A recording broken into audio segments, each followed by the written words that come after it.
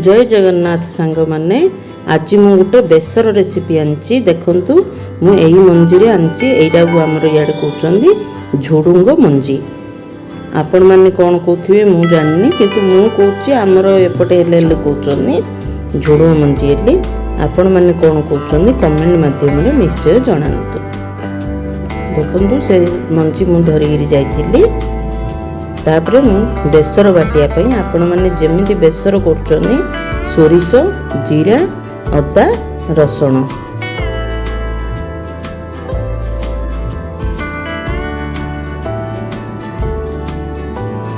तापर मु अल्प चना नेली से मु पकईकरी बाटिली।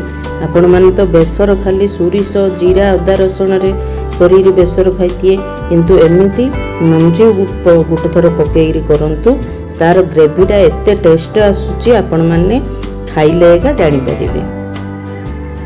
तापर मु किछि टमाटो सेथिरे अधे ग्राइंडिंग करला परे मु सेथिरे टमाटो पकेइली मु मोर स्मूथ पूरा हेगिरी पेस्टटा बनियला। तापर मु सेडा को प्रस्तुत करिया पई तरकारीटा मु सेथिरे करेई गुटे नेली अल्प तेल पकेइली तापर फुटण मु पकेइली सोरिष जीरा सुखिला लंका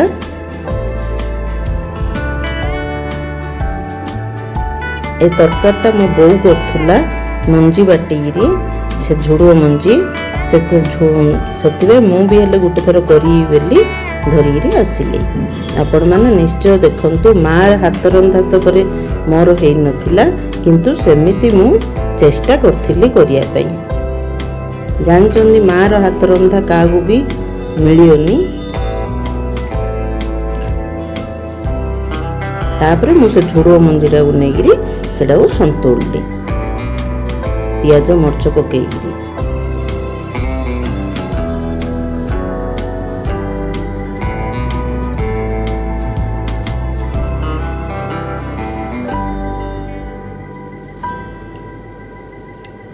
सेडा को 5 मिनिट आमे संतुळीरी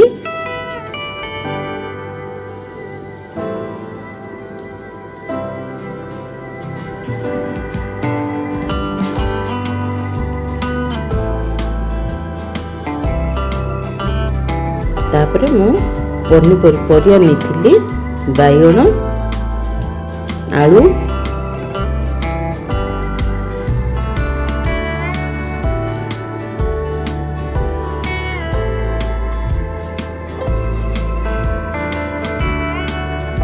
सेटा भल भाव मु मिसेई भाजिली।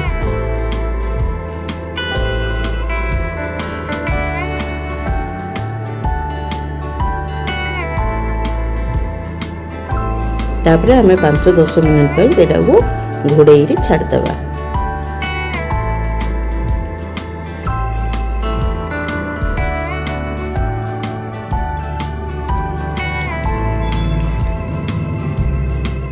तापर मु जो पेस्टटा बनी थी से पेस्टटा को मुझे पकेली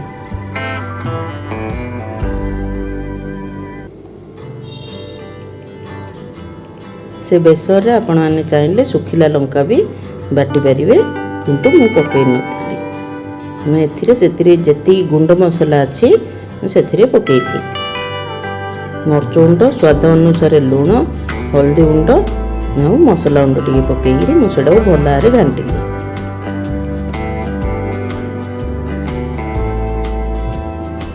एमिति तरकारी गोटे थर बनातु केमिति टेस्ट लगुची आपण माने निश्चय जनातु।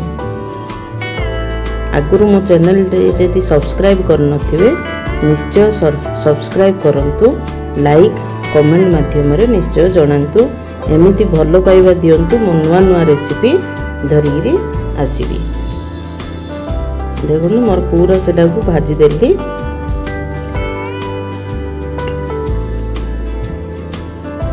मझु मझे काढ़ी आमे सेटा को घांटुथुआ सही जार रे मोर अल्प पानी नेली आवश्यकता अनुसार आपण माने पानी पकेबे आपण मानू जति ग्रेवी दरकार।